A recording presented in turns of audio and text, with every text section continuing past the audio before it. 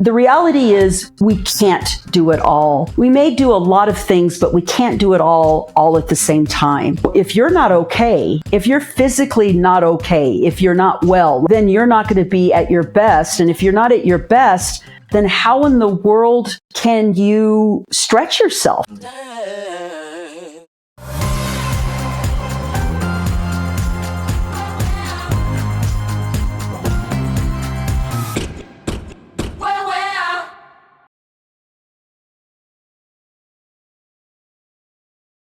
We are here in week 9 of the Own Your Story journey.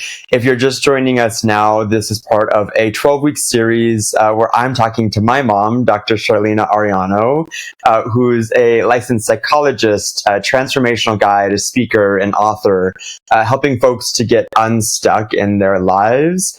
We've been going through this 12-week journey about how you can begin to own your story. I think so often we find ourselves stuck in stories that we're telling ourselves that help create our reality, create our experience of the world. And oftentimes they're not more than that. They're just stories that we're telling ourselves. And nevertheless, they keep us stuck in places or old routines or habits. This is going to be the start of the last month of this journey. I can't believe we're already coming up on that. It's already week 9 now. For the first month, we were talking about how to stop the story. The second month, we talked about how to own that story. Once you can begin to take apart what the pieces of the story are that you're telling yourself, to interrogate where did they come from? How have they served you? What did they mean to you? I think I'm actually most excited for this last month, though, because now that we've gone through those 2 steps, we're going to start to talk about how you rewrite your story. I feel like this is where the good stuff begins to happen, where you've taken stock what the stories are, and now you're ready to start to live a new life and write new stories for yourself that go along with that. We're talking all about the power of the pause. These are things that we have mentioned throughout this journey, thinking about how taking a break, taking a pause or a moment to reflect on what is happening for you can be really beneficial and can teach you a lot about what's going on for you and what stories are coming up for you. Before we jump in, what has it meant for you to be talking about all this stuff and doing this work and moving into this last month of the journey? A lot of what I talk about has been my own experience, and I've been really thinking about how can I communicate and package this experience in a way that's useful for anybody.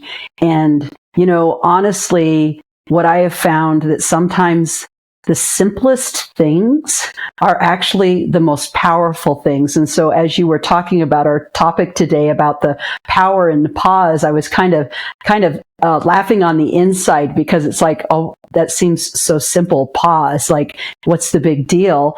And yet, like I said, sometimes the smallest little tiny incremental steps can be the most powerful in creating the experience that we want to create. So I think it's kind of funny that we're talking about pause, and it's such a big thing, the power of the pause. Where I want to start, maybe a little bit selfishly, is just about some things that have been going on for me in my personal life and my career.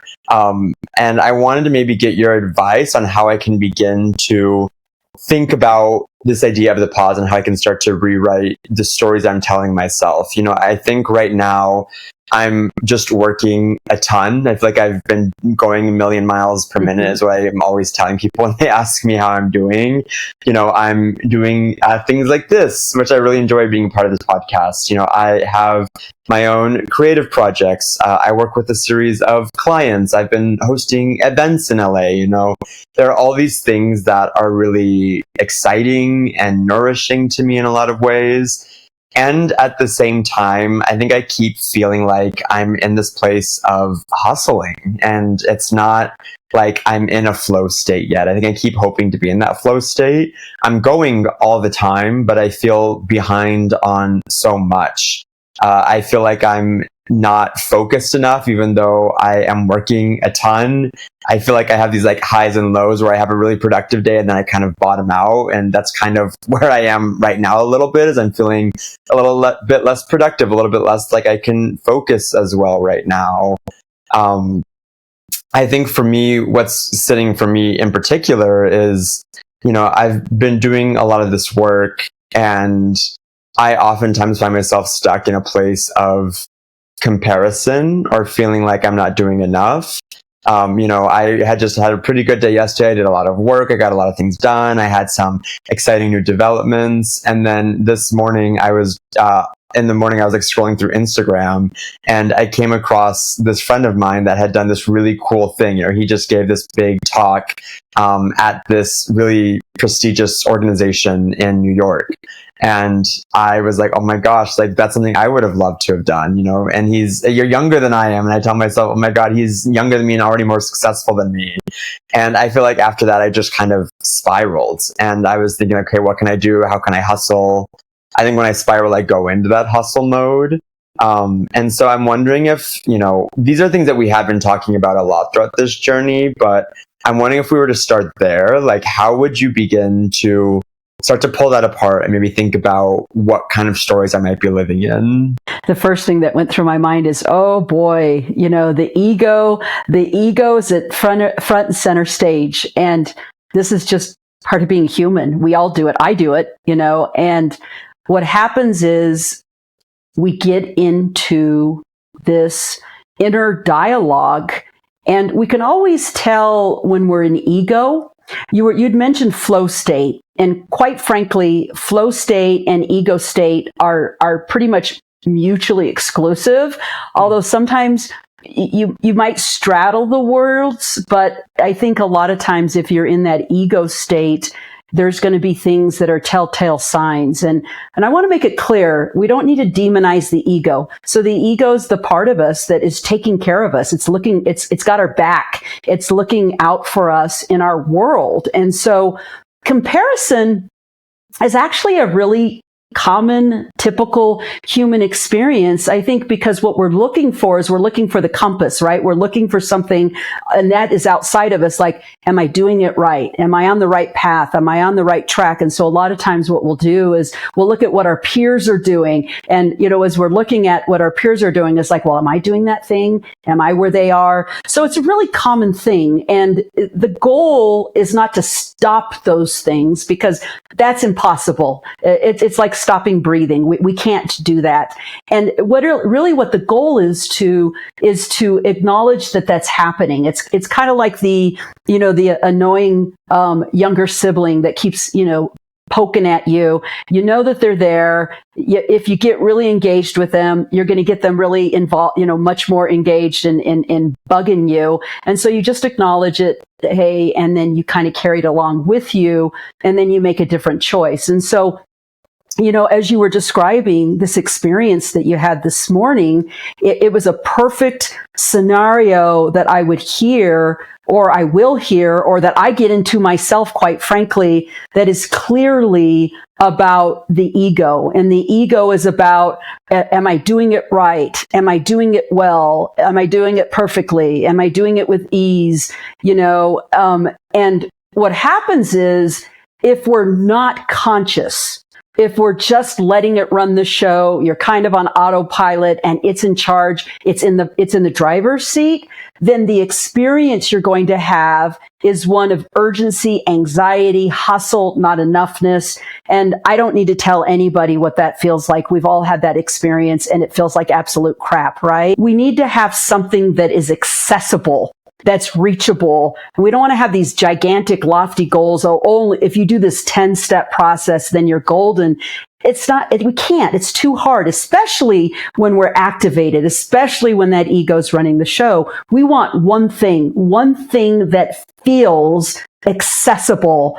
And the one thing that we're talking about today is pause. The power of pause. I mean, it is such a simple step. You just stop and acknowledge, what am I doing right now? So for you, Esteban, when you were talking about the story, you're like, okay, right now, I am comparing myself to this other person. And as I compare myself to this other person, I'm feeling less than. I'm feeling like I'm not doing enough.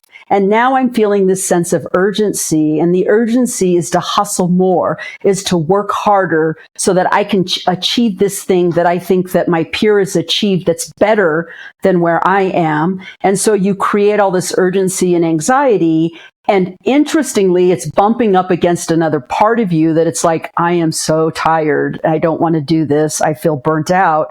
And you get caught up. You get literally caught up in this conflict within yourself. And that's not where you want to be. Like you said earlier, it's like, I want to be in this flow state. Why do we want to be in a flow state? Well, if anybody's ever been in a flow state, you'll understand. I mean, it's like a natural high. It feels really good. There's a sense of trust. There's a sense of ease. There's a sense of peace. There's a sense of expansion. There's a sense of creativity. Who doesn't want to feel that? That feels awesome, right? And so that's the thing that you're trying to go for, yet you're recognizing the thing that's in the way is all this stuff that is really attached around ego. I hear that. I think for me, when I think about pausing, it scares me a little bit, because I think if I'm still in that ego space, I'm living with that urgency, like I need to start working now and I need to start getting things done right away so I can get rid of this feeling that's coming up for me. And so I'm wondering, like, what to do with those feelings when it comes time to pause. Great question. And I don't want to give too much away because that's probably going to be our next conversation. So, the idea is pause is just the first step, right? It's not the whole thing. It's just the first step. And if we don't pause, it's like a prerequisite. We can't pivot into another experience without first pausing, because what does pause do? Pause stops the current narrative. It's like hitting pause on I'm going to age myself. Hitting pause on a VHS or, any kind of thing. You're watching YouTube. You hit pause because you're hitting pause to be able to metabolize and process what you've just heard.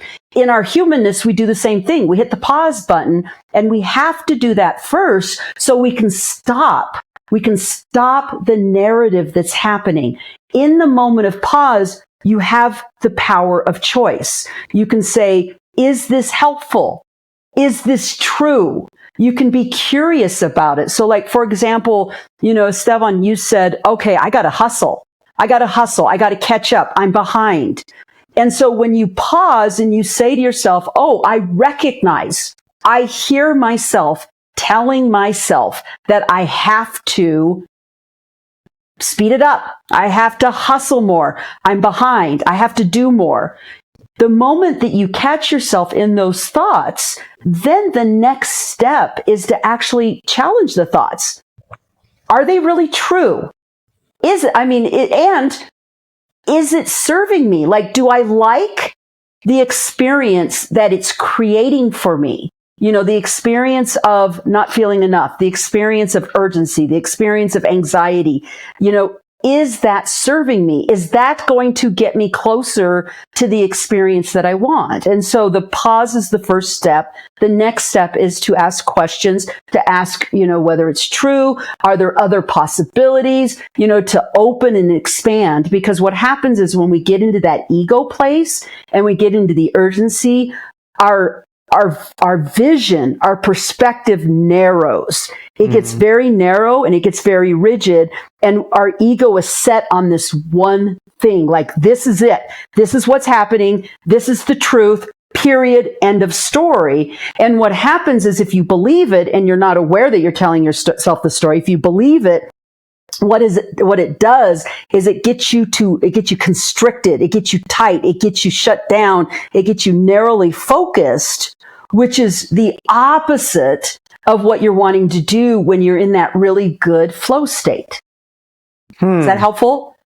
Yeah, that is helpful. I'm wondering if we can maybe break that down a little bit more and talk a little bit more about that process. I think for me, like, the first thing I want to talk more about is how to assess whether something is serving you or not. I think that sometimes that's a little bit more unclear to me, because I think, obviously, I don't really like the way I'm feeling right now. I feel really anxious. I feel less than. I feel, X, Y, and Z.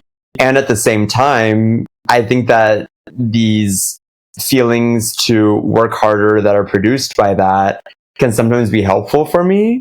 Sometimes it's the inspiration I need. It gets me into action. But when I am doing that, it's oftentimes out of a place of fear, I think, which we've talked a lot about. I'm afraid of what will happen. I'm afraid of how I'll feel. I'm afraid of not having this, reputation that my friend has. So I'm curious how I can assess whether something's working for me or not.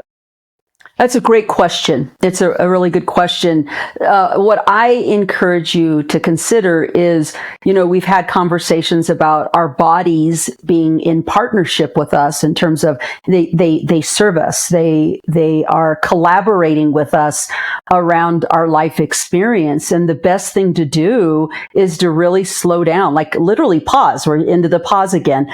Literally pause and try on the thing that you're saying. So, for example, saying to yourself, I'm behind, I'm not doing enough. I'm not working hard enough. Like if you try those statements on, then see what happens in your body. So is it actually uplifting? Does it actually, when you were saying, well, sometimes it motivates me, it kind of kicks me in the ass to get things done. Something I want you to think about is, what is the quality of that motivation? Like really set with that. I'm curious, like when you think about that, if you were just to get into your body right now and say, oh my God, I'm behind, I got to get my ass going, I got to get things done, and you pull that message into your body, what do you notice when you do that? Definitely, I think some level of constriction, feeling like I need to brace myself, I think in some ways, feeling like maybe a rising heartbeat, maybe like kind of the shifting eyes feeling too, like the fight or flight that we've been talking a lot about. It feels like I'm in danger of something. I don't know exactly what it is, but I have that feeling like I'm in danger somehow. Okay. So what I want you to think about is, how does that impact? Like, what's the influence of the constriction, the feeling in danger, the racing heart, when you actually think about that and you're trying to move toward a goal, like there's actual movement? What do you notice about that quality of movement if that's what you're carrying with you? It feels very forced. It feels very like heavy, kind of like I'm swimming through mud, kind of. Exactly. Perfect. That's exactly it. When you're in that state, and again, you don't have to believe me. Try it on. When you're in that state of being constricted, your heart racing, you said it perfectly. You feel like you're trudging through mud, like you're carrying something heavy. So I don't have to tell anybody this. You know it. Trudging through mud, carrying something heavy is probably not the most efficient, economical, or easy way to flow through life, right? To move through life. Think about walking down the street and you got a backpack with 100 pounds in it. It's going to be a rough walk, right? But if you let go of the backpack, if you're not trudging through mud or carrying a heavy boulder, moving towards something that you want is a lot easier. Just feeling that, you're like, okay, this doesn't serve me. Nobody wants to go on this journey with a 100-pound backpack. You want to let go of the backpack because you're going to get where you need to go in less time and an easier way when you're not carrying the backpack. So that's a perfect way to try something on to see if it's serving you. I think when I hear you say that, though, there's a part of me that wants to resist that, and there's a part of me that doesn't want to believe it. There's like I think when I try that on for size, I think about what it would be like to move forward without all this weight on my back. It makes me feel like if I don't have this weight, that I'm going to fail. If I'm not, carrying all this anxiety, that I'm not going to get where I need to go in a way. It feels almost like irresponsible to let some of that go. Sure, I totally get that. And ironically, that's your ego convincing you that that's what you need. It's familiar also. That's what you know. And on some level, one of the things that you said it was that in some ways, kicking yourself in the ass, being afraid that you're behind has been a motivating factor. And, I often talk about the ego. The ego's job is to get shit done. And it does it well. But it doesn't do it in a way that feels good a lot of the time.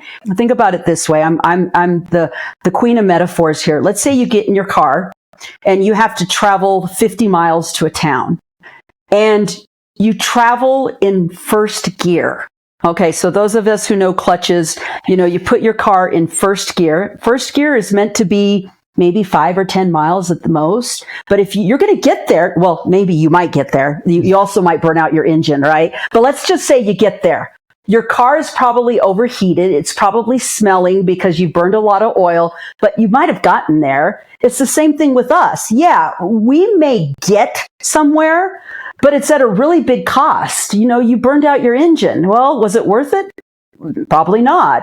And so what I'm saying is, I'm not saying that having this ego and this ego convincing you that there's an urgency to something, that it can't be useful. It does help us, kick us in gear to get things done, but it's also at a cost. And so I think what's important about the pause is having a conscious choice. Like in the pause, you can actually choose something. Like you might say, oh, I've got this deadline and I need to meet this deadline. So you're going to kick into that sense of urgency, and it's required, and it's about getting that deadline done. And it's a conscious choice. And I think that's what's really, really important is, do I consciously choose this thing?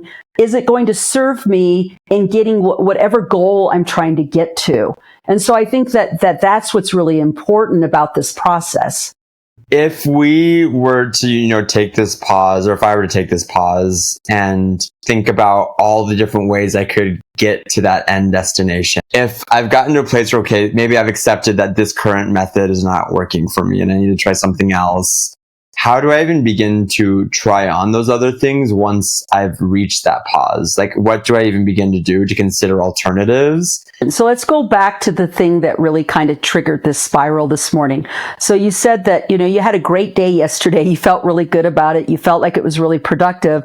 And then you start your day and you're on Instagram. You see this colleague or peer of yours that is doing something that you would really like to do. Maybe it's an aspiration, or maybe it's part of your own vision or your own goal, right? And so you went down the ego route, right? You got into this place of, I'm not doing enough. I have to work hard. I'm getting into the hustle. There's a sense of not enoughness. There's a sense of urgency. You even said it yourself. It kind of ruined the day. I mean, you felt like crap. So let's take that exact scenario. If you were to pause and go, okay, so he's doing something that I would like to do. What is it exactly? Does it align with my goals? Is it important to me? If it's important to me, then what are the steps that I want to take to get to that place? Then you say to yourself, do I have room for this thing? How important is it to me? Is it important enough that I create space in my life to build whatever it is I need to do, or to take the steps that I need to take to get there? Is it important enough for me to create space?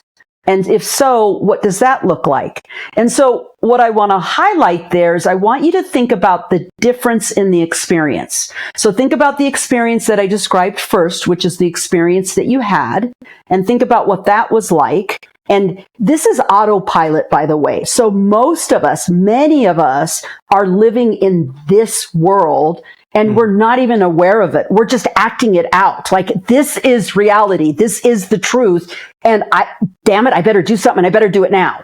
And think about, most people are here. But when you pause and you go, wait a minute, what about this thing is important to me? Because comparison, you got options. You can look at comparison about how I'm not enough, or you can look at comparison about a comparison from the perspective of, what is this showing me about what's important to me? And I want you to think about those two roads. Like if you're going down the road of, I'm not enough, I'm not doing enough, I don't have it right, and you go down that road, let's talk about what that's going to feel like. Or if you stop and you're consciously saying to yourself, what is this comparison showing me about what's important? It's like you're owning this space, and you're owning a decision, or you're owning an experience, and it's going to take you down a different road. You see the difference between those two? Definitely. And I think as you're saying that, I think I'm realizing just how so often I pick that first road of going into the insecurity spot or going into me not being enough. And I think I'm just trying to think about how to reconcile that with also the burnout that I'm feeling, I think, in a lot of ways. Because I think, I've not always been like this, but I think right now at this point in my life, I'm doing a lot, and I'm trying on a lot of different things. I'm experimenting, which is something I've always wanted to do. I think that while I appreciate having the breadth of things I'm working on, at the same time, I can't help but feel like some of that is based out of a fear, or like out of a need to be successful, be seen.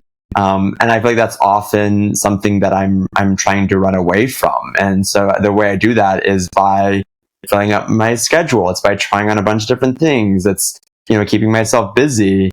And I think right now I'm just kind of sitting with just the exhaustion that I have from that, and feeling like I'm really overwhelmed by everything going on, and thinking that, I'm juggling 20 balls in the air right now, and I feel like I only have eyes on maybe 4 or 5 of them at a time. So yeah, I think I'm hearing all that, and I would like to be able to go into a place more where I could be making decisions from that place of curiosity, and maybe play in a way too, like being like a little bit more open to playing with it and seeing what feels right.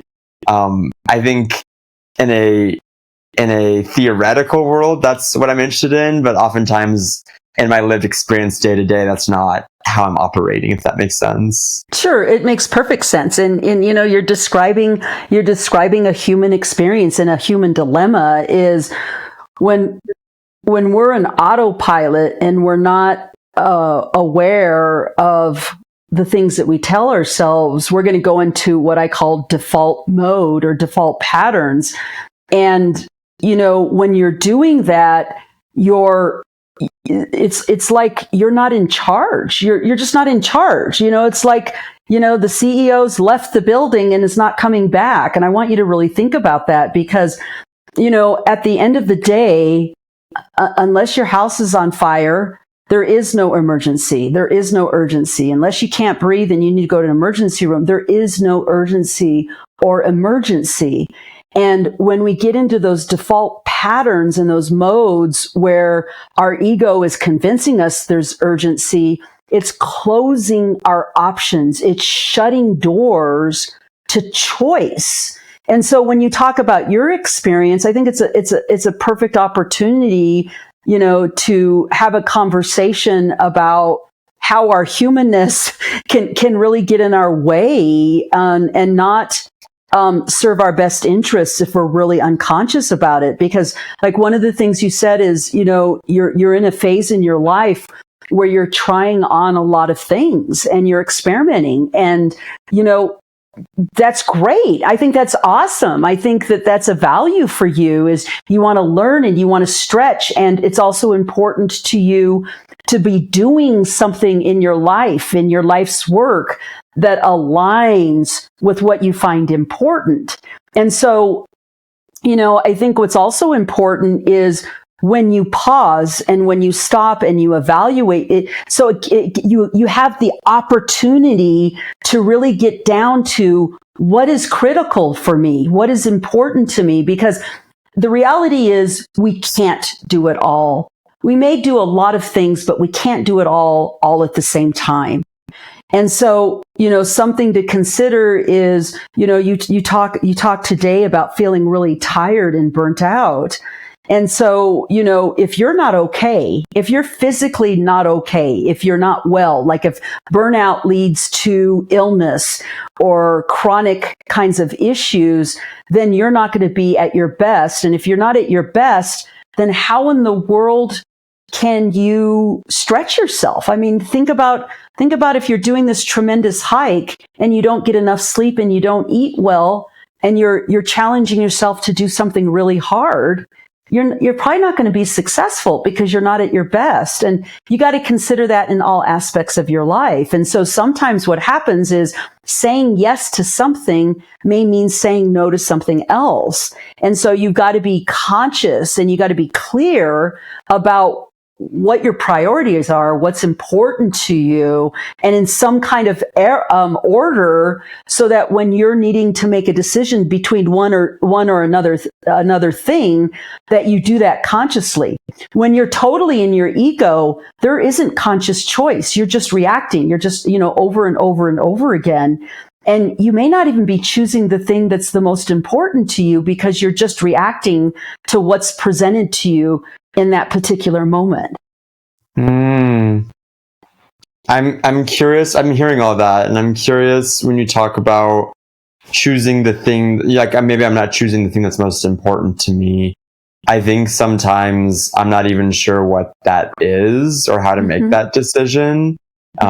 Because I think so often I'm making those decisions based on things that I deem to be important, but I can't help but wonder if those are things that maybe just my ego deems important. And so it could be things like, I want to do this thing that I hope will get me more attention on social media, or I want to do this thing that I think will make me more money, or I want to do this thing that will bring me into connection with this person who I really admire.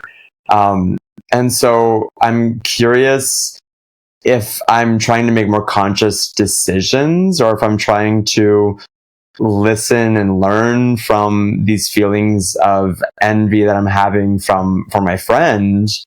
Like, how do I do that? How do I begin to generate new stories or generate new possibilities that might be able to lead me towards clearer answers for these questions? Great question. I think what's important to consider is asking yourself the question, what about this is important to me, or why is it important to me? So, for example, let's take you wanting to get more attention on social media. To ask yourself the question, well, what about that is important? Like, what is my ultimate goal? Like, what is it achieving for me? What is it getting me to? And get really clear about that. Like, what is the ultimate goal? So let me use myself as an example. And we'll talk about the same topic, social media. Up until literally a year ago, I was not on social media, didn't want to be a part of social media. And now here I am, with a podcast on all social media platforms, posting daily, posting regularly. And somebody could look at that and go, well, boy, does she, why is she doing this? Is she just wanting a lot of attention? And, for some people, that could be the motivation. They want attention. Okay, well, they're going to do what they can to get attention. For me, when I looked at that as a possibility, for me, it was about impact and legacy. Like, I was very clear that, at my age, I'm recognizing that my contribution to the world and my serving the world in the way that I do is now feels more time limited. Like, I'm not 20 anymore. I'm not 30 anymore. And I thought about, when I leave the world, what do I want to leave? Like, what's important to me? And what was important to me was to be able to help as many people as I can. And when I was limited to a one-on-one kind of situation where I was helping just the person in front of me, I felt like it was really limited. And I thought, wow, access through social media or writing a book or having a podcast or writing a blog, so many people could read that, or they could benefit from that. And so for me, it aligned with my value of wanting to make the world a better place, of being able to help people heal. And so that's why it was important to me. So I went through, and quite frankly, it's not a conversation I have with myself once. It's a conversation I have with myself often. Like, if I'm doing this thing like social media, let's say I'm not getting the following that I hoped for, I check in with myself. Is it still important for the same reason? Am I getting caught up in something else that really ultimately doesn't matter to me, but I'm getting swept away with that? And so again, I think what's really important is to get to the what or the why of what you're doing and to check yourself. Like, is this really that important to me? The litmus test for me, and I often tell this to my clients, is if you were to die in 6 months, this thing that you're focusing on, is that going to be important to you? Is that going to matter to you? Is that what you want to leave when you go? And that's a really good question to ask. Like, am I going to care? Am I going to care about this in a week or 2 weeks or 6 months or 6 years or when I die? Those are questions to ask yourself. And I think what's really important about this conversation, Esteban, is you can't ask yourself these questions without pausing first. If you're just on autopilot and you're just reacting to the world, there's no opportunity for you to consciously choose and make sure that it aligns with what is really important to you.